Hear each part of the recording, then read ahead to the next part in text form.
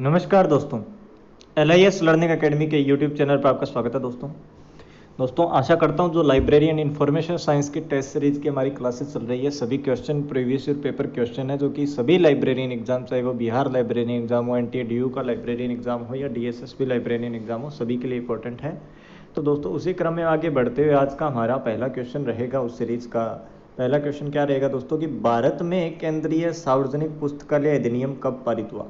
क्या लिखा है दोस्तों कि भारत के अंदर केंद्रीय सार्वजनिक पुस्तकालय अधिनियम कब पारित हुआ। दोस्तों आप इसे देखते ही सीधा ही 1948 करने वाले हो, ये बिल्कुल गलत होगा क्योंकि दोस्तों आपने क्वेश्चन को अच्छे से नहीं पढ़ा। अगर क्वेश्चन को अच्छे से पढ़ोगे तो दोस्तों ध्यान से देखना क्या लिखा हुआ है कि भारत में केंद्रीय सार्वजनिक पुस्तकालय अधिनियम पारित कब हुआ, या न कि सीधा सार्वजनिक पुस्तकालय अधिनियम। तो दोस्तों इसका आंसर क्या होगा। ऑप्शन नंबर ए है 1948, ऑप्शन बी है 1962 यानी 1962, ऑप्शन सी 1949 और ऑप्शन डी दोस्तों अब तक नहीं। तो इसका राइट आंसर होगा अब तक नहीं। अभी तक भारत सरकार द्वारा दोस्तों कोई भी केंद्रीय सार्वजनिक पुस्तकालय अधिनियम नहीं पारित किया गया, नहीं बनाया गया है। अगर इसके सॉल्यूशन की हम बात करें दोस्तों ध्यान से देखना कि भारत में केंद्रीय सार्वजनिक पुस्तकालय अधिनियम अभी तक पारित नहीं हुआ है। तो साधारण सी बात है, हुआ ही नहीं है तो कोई ईयर होगा भी नहीं।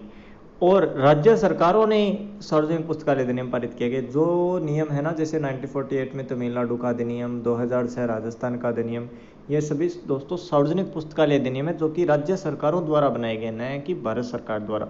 और भारत सरकार द्वारा जो सार्वजनिक पुस्तकालय अधिनियम बनाया जाएगा वो होगा केंद्रीय, और केंद्रीय सार्वजनिक पुस्तकालय दोस्तों अभी तक बना ही नहीं है। तो इस क्वेश्चन को दोस्तों अच्छे से पढ़ना। हालांकि अब ये क्वेश्चन आ जाएगा तो आपसे गलत नहीं होने वाला है क्योंकि ये क्वेश्चन हमने कर लिया है दोस्तों। तो ये एग्जाम में पूछा गया है आपको डाइवर्ट करने के लिए दोस्तों, तो इसको अच्छे से ध्यान से देखना। नेक्स्ट क्वेश्चन दोस्तों हमारा,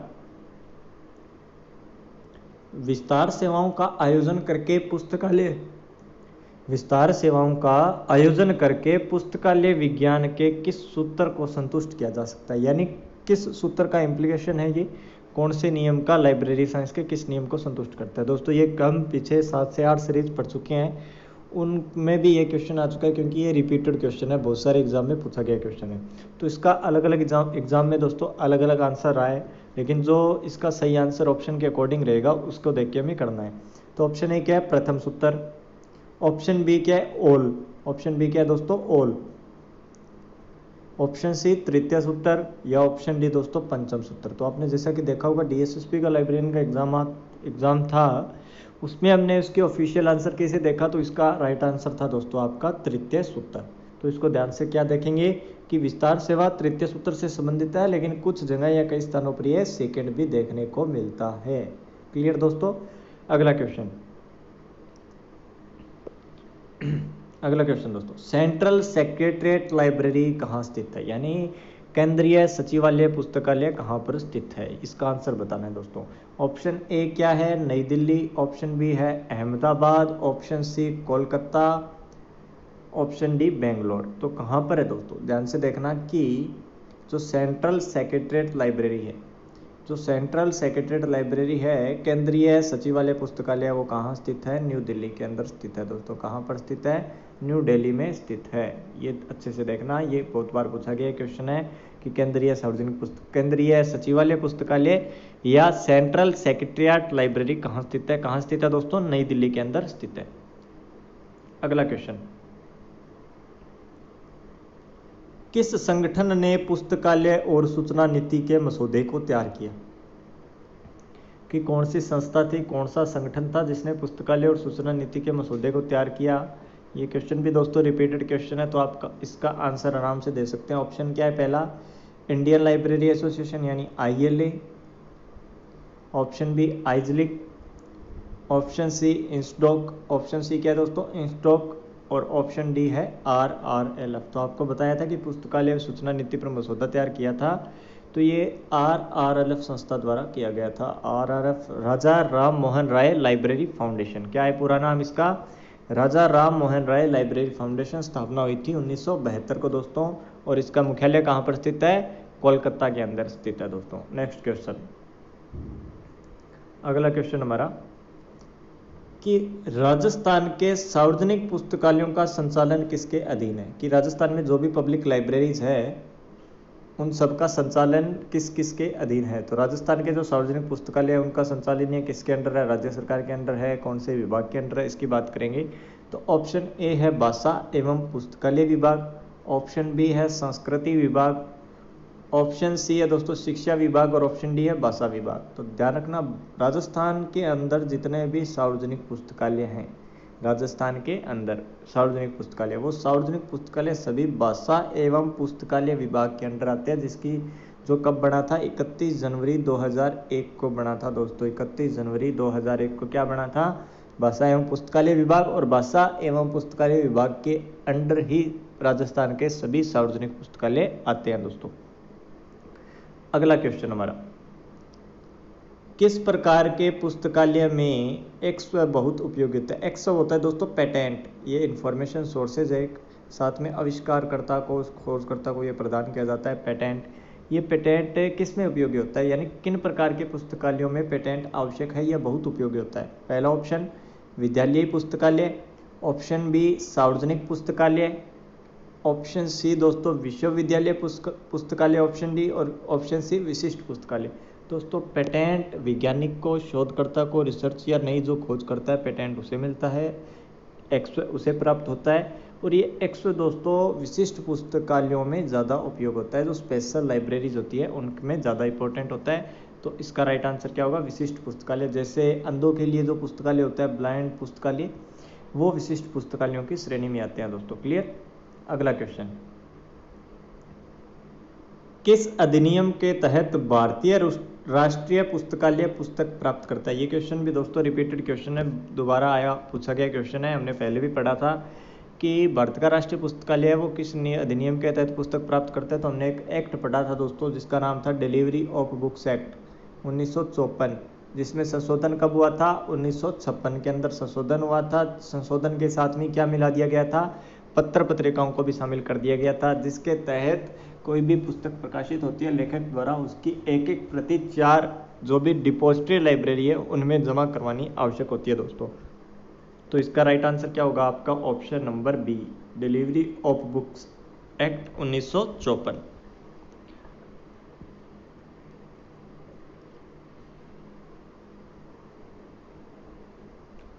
अगला क्वेश्चन दोस्तों, आज़ादी से पूर्व भारत में पहला सार्वजनिक पुस्तकालय अधिनियम कहाँ पारित किया गया था? दोस्तों अगर वीडियो जो है क्वेश्चंस वो क्लियर नहीं दिख रहे हैं आपको, तो आप वीडियो है जो उसका क्वालिटी दोस्तों हाई कर लेना, ताकि आपको अच्छे से दिख पाए, आप अच्छे से नोट्स प्रिपेयर कर पाएँ और अपना आंसर दे पाएँ दोस्तों।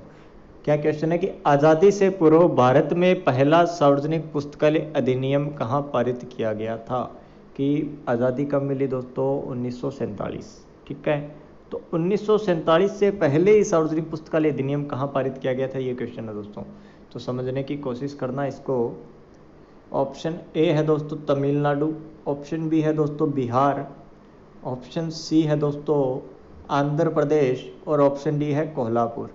तो दोस्तों आपको कुछ अलग दिख रहा है आज़ादी से पहले, तो आज़ादी से पहले दोस्तों इसका राइट आंसर क्या होगा? कोल्हापुर। कोल्हापुर जो कि पहला सार्वजनिक पुस्तकालय अधिनियम बना था आज़ादी से पूर्व भारत का। अब इसको सॉल्यूशन को समझने की कोशिश करेंगे।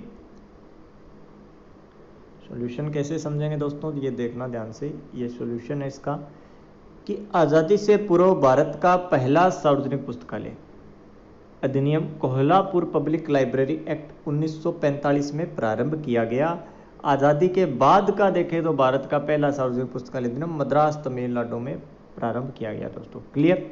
कोल्हापुर पहला था एक्ट 1945 में, आज़ादी से पहले, बाद में इसको मर्ज कर दिया गया दोस्तों। ठीक है, अगला क्वेश्चन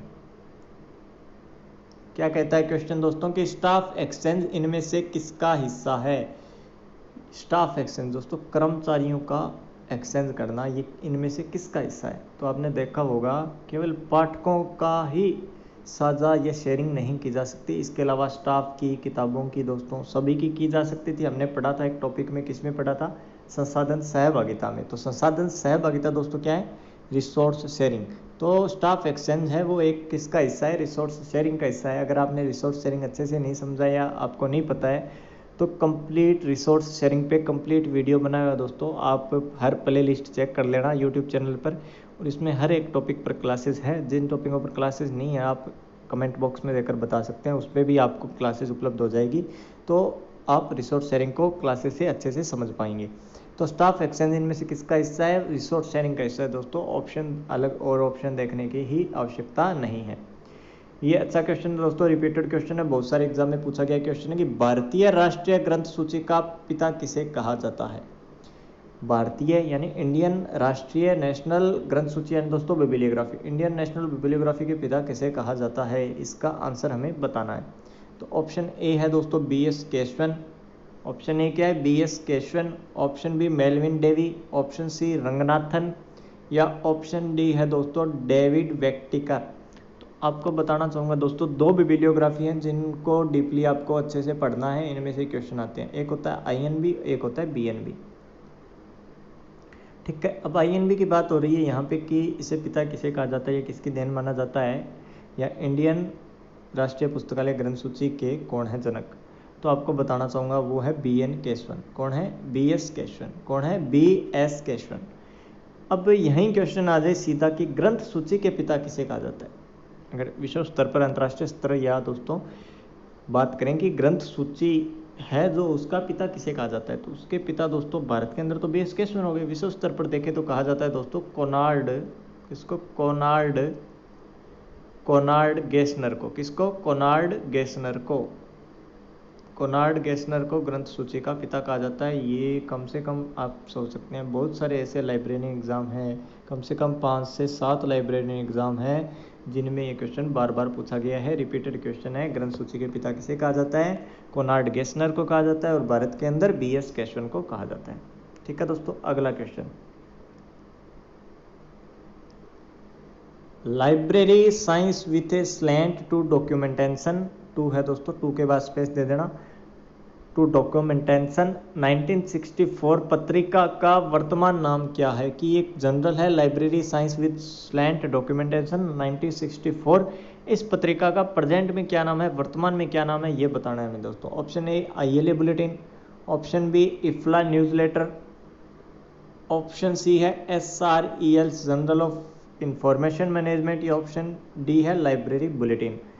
तो दोस्तों इसका बताना चाहूँगा, library science slant to documentation जो है उसका वर्तमान नाम है SRELS journal of information management, journal of information management SRELS।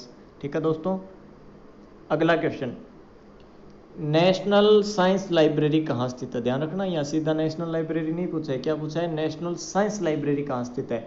Option A Kolkata, option B Dehradun, option C NISCAIR New Delhi, option D AIIMS Delhi. तो बताना चाहूँगा, अगर साइंस से रिलेटेड कोई भी संस्था बड़ी से बड़ी आपको पूछ ही ली जाती है लाइब्रेरी साइंस के क्वेश्चंस में, तो आंख मीच कर दोस्तों आप निस्केर को सही कर देना। किसको? निस्केर। कहाँ स्थित है? न्यू दिल्ली के अंदर स्थित है निस्केर।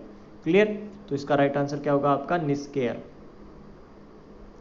मोबाइल लाइब्रेरी शब्द का प्रयोग किसके द्वारा किया गया था? ये हमने पढ़ा था, मोबाइल लाइब्रेरी एक्सटेंशन सर्विस का एक हिस्सा है, लाइब्रेरियन वेल्स भी कहा था, रंगनाथन जी ने कहा था। तो मोबाइल लाइब्रेरी शब्द का भी प्रयोग किसने किया होगा दोस्तों? डॉक्टर रंगनाथन जी, भारतीय पुस्तकालय विज्ञान के जनक डॉक्टर रंगनाथन द्वारा मोबाइल लाइब्रेरी का सर्वप्रथम यह शब्द का प्रयोग किया गया था। क्लियर दोस्तों? और उन्होंने मोबाइल लाइब्रेरी को क्या कहा था? Library on wheels, library on wheels, पुस्तकालय एक पहियों के रूप में दोस्तों।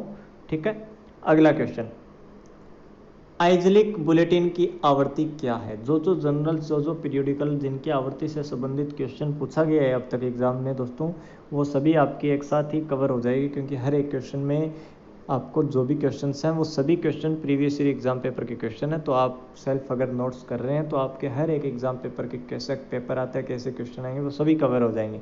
तो आइजलिक बुलेटिन की आवृत्ति क्या है? आवृत्ति दोस्तों फ्रिक्वेंसी, कितने टाइम के बाद वो प्रकाशित होती है? 6 महीने बाद, 2 महीने बाद, 1 महीने बाद। और बुलेटिन या जनरल से याद रखना आप, जनरल वही होती है पत्रिका जिसकी एक निश्चित आवृत्ति होती है, चाहे वो सालाना है, चाहे वो 6 मंथ है, चाहे वो 3 मंथ है, चाहे वो 1 मंथ है, चाहे वो वीकली है, जिसकी एक निश्चित आवृत्ति होगी वो एक जनरल होगा।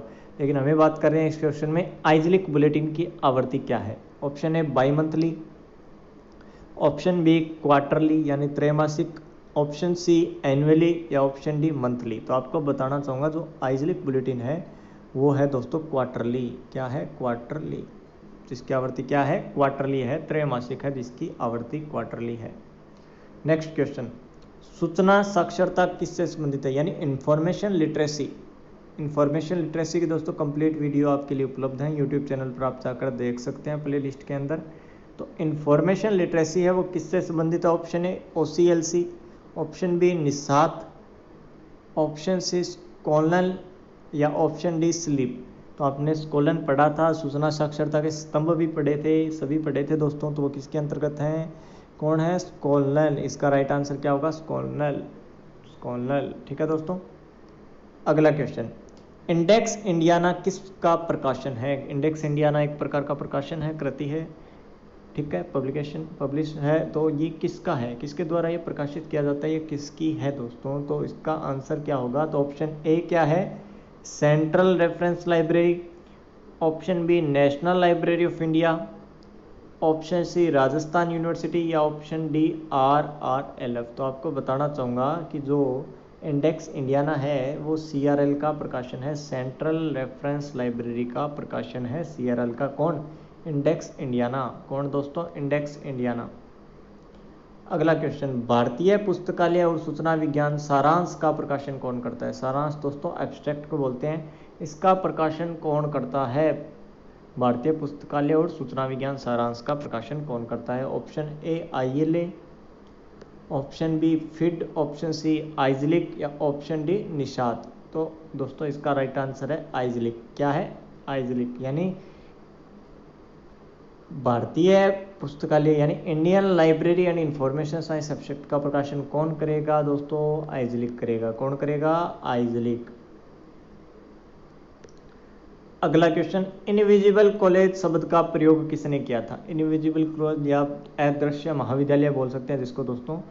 इस अदृश्य महाविद्यालय का प्रयोग या इनविजिबल कॉलेज का प्रथम उपयोग किसने किया था, ये हमसे पूछा है।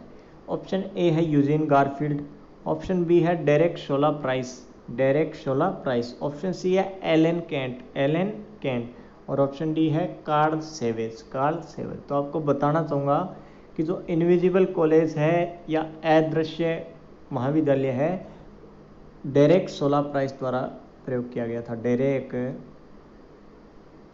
शोला और प्राइस,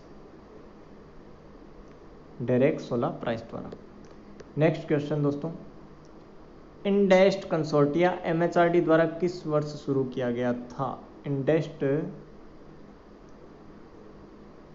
इंडेस्ट जो कंसोर्टिया है वो कब शुरू किया गया था और किसके द्वारा, MHRD द्वारा। Option A 2001, option B 2007, option C 2003 और ऑप्शन डी 2009। तो बताऊंगा इंडेस्ट जो है वो 2003 में शुरू किया गया था, कंसोर्टिया 2003। अगला क्वेश्चन दोस्तों, फर्मिंगटन योजना प्लान या फर्मिंगटन प्लान किसके साथ जुड़ी हुई है या किससे संबंध रखती है। ऑप्शन ए लाइब्रेरी लेजिस्लेशन यानी पुस्तकालय अधिनियम, option B library cataloguing, option C library cooperation यानी पुस्तकालय सहयोग, और option D library indexing service, option D library indexing service. तो आपको बताना चाहूँगा जो फर्मिंगटन प्लान या फर्मिंगटन योजना है वो लाइब्रेरी कोऑपरेशन के साथ जुड़ी रही है, लाइब्रेरी कोऑपरेशन के साथ, पुस्तकालय सहयोग के साथ जुड़ी हुई है। तो राइट आंसर क्या होगा इसका, लाइब्रेरी कोऑपरेशन। क्या होगा, लाइब्रेरी कोऑपरेशन या दोस्तों पुस्तकालय सहयोग, इसका राइट आंसर होगा। अगला क्वेश्चन, इंफॉर्मेशन प्रोफेशनल इनमें से किसका प्रकाशन है। कि इंफॉर्मेशन प्रोफेशनल है ये एक प्रकार का प्रकाशन है, और ये प्रकाशन है किसका। ऑप्शन ए एसलिब का, ऑप्शन बी सिलिप का, ऑप्शन सी इफ्ला का या ऑप्शन डी निस्केयर का। तो बताना चाहूँगा कि जो इंफॉर्मेशन प्रोफेशनल है जो इसका प्रकाशन है दोस्तों सिलिप। कौन है, सिलिप, कौन है, सिलिप। अगला क्वेश्चन दोस्तों हमारा नेक्स्ट क्वेश्चन की ग्रंथालय वेद्य या ग्रंथालय वेदा पुस्तक की रचना किसने की। तो ग्रंथालय वेद्य पुस्तक की रचना आप ए अशदुल्ला ने की, या ऑप्शन बी एयांकी वेंकट रमैया ने की, ऑप्शन सी रंगनाथन जी ने की, या ऑप्शन डी BS केशव ने की। तो बताना चाहूँगा ग्रंथालय वेद्या जो है जिन्हें पद्मश्री भी मिला है दोस्तों, उनका नाम है एयांका वेंकट रमैया, यांकी वेंकटरमैया उन्होंने शुरू की थी। ठीक है दोस्तों। अगला क्वेश्चन, टेक्नोलॉजिकल गेटकीपर पद का प्रतिपादन किसने किया? कि टेक्नोलॉजिकल गोलकीपर जो टर्म है, इस टर्म का प्रतिपादन किसने किया था, किस व्यक्ति ने किया था, किस वैज्ञानिक ने किया था?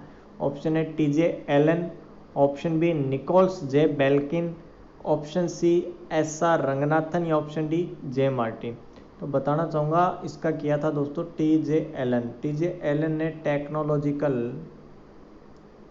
टेक्नोलॉजिकल गेटकीपर टर्म दी थी टीजे एलन ने दोस्तों। अगला क्वेश्चन, इनमें से किसका मुख्यालय नागपुर में स्थित है? कि नागपुर है, वहाँ किसका हेडक्वार्टर स्थित है? Option A patent information system, option B automatic information system, option C DRDO या option D BARC. Option D BARC. तो आपको बताना चाहूँगा कि नागपुर आ जाए और कहीं पे लिखा हुआ मिल जाए पेटेंट, तो वो उसका राइट आंसर है। पेटेंट इंफॉर्मेशन सिस्टम है, वो नागपुर में स्थित है। कब? 1970 में। कब? 1970 में। अगला क्वेश्चन, की सूचना पुनः प्राप्ति प्रणाली के परफॉर्मेंस के लिए या परफॉर्मेंस को मापने के लिए प्रिसिशन शब्द का प्रयोग किसने किया था? ऑप्शन ए रंगनाथन जी ने, ऑप्शन बी FW लैंकेस्टर ने, ऑप्शन सी HP लुहान ने, ऑप्शन डी मेलविल डेवी ने। तो प्रिसिशन जो शब्द है दोस्तों, वो प्रिसिशन शब्द है, उसका सूचना पुनः प्राप्ति में जो परफॉर्मेंस होती है, परफॉर्मेंस के मेजरमेंट के लिए, मापने के लिए उपयोग में किया जाता है, तो वो शब्द का प्रयोग किया था FW लैंकेस्टर ने। किसने? FW लैंकेस्टर ने, FW लैंकेस्टर द्वारा। क्लियर? अगला क्वेश्चन क्या कहता है दोस्तों कि इफ्ला का वार्षिक सम्मेलन 2020 कहाँ आयोजित किया जाएगा? ये क्वेश्चन था दोस्तों ये। ठीक है। Option A Athens, option B Dublin, option C Kolkata या ऑप्शन डी पेरिस। तो बताना चाहूँगा कि जो इफ्ला का वार्षिक सम्मेलन 2020 था वो डबलिन में आयोजित किया गया था। डबलिन। ऑप्शन अगला क्वेश्चन दोस्तों कि पेटेंट कितने वर्षों के लिए प्रदान किया जाता है? पेटेंट 10 वर्षों के लिए प्रदान किया जाता है, पेटेंट 20 वर्षों के लिए प्रदान किया जाता है, पेटेंट 40 वर्षों के लिए प्रदान किया जाता है या पेटेंट 60 वर्षों के लिए प्रदान किया जाता है? पेटेंट यानी दोस्तों एक्सव ये एक्सव दोस्तों आपको 20 साल के लिए प्रदान किया जाता है दोस्तों। अगला क्वेश्चन कि यूएपी का पूरा नाम क्या है? यूएपी का पूरा नाम क्या है? Option A united academy of publication, option B universal association of publisher, option C universal availability of publication या option D universal associate of publisher. तो इसका राइट आंसर क्या होगा दोस्तों? ऑप्शन ए। यूएपी का पूरा नाम है यूनिवर्स, ऑप्शन नंबर होगा दोस्तों इसका सी सही। तो उसका पूरा नाम क्या है? Universal availability of publication. Universal availability of publication इसका राइट आंसर है option number C. Next question हमारा कि भारत में पहला पुस्तकालय कहाँ नोटिस किया गया? कि भारत है, भारत में पहला पुस्तकालय लाइब्रेरी नोटिस कहाँ किया गया था? Option A Takshashila, option B Nalanda, Takshashila, option B Nalanda, option C Vallabhi या option D Saraswati. Option C Saraswati. तो सारस्वती के अंदर दोस्तों पहला पुस्तकालय नोटिस किया गया था। कहाँ किया गया? सारस्वती के अंदर या सरस्वती के अंदर। नेक्स्ट क्वेश्चन है कि सिस्टर लाइब्रेरीज की अवधारणा का विकास किसके द्वारा किया गया? ये सिस्टर लाइब्रेरीज की अवधारणा का विकास से संबंधित क्वेश्चन दोस्तों बहुत सारे एग्जाम में पूछे गए हैं।